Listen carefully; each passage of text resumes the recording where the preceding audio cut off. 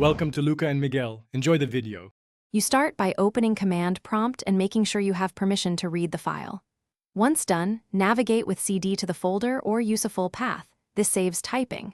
Now run type followed by the file name, for example, type notes, txt, or type my notes, txt. You see the file printed to the console.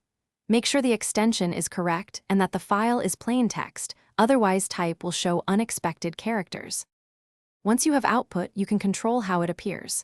You can pipe type into more with type file, txt more to read long files one screen at a time.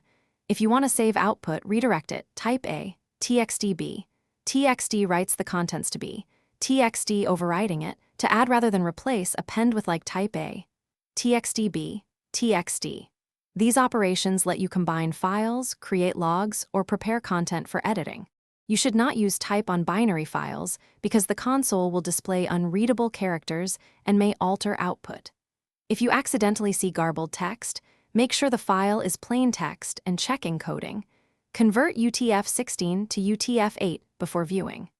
If you get access denied, try running Command Prompt Elevated or modify file ACLs. One quick tip.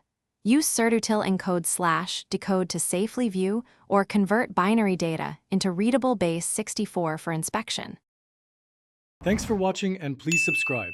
It's the best investment you'll ever make.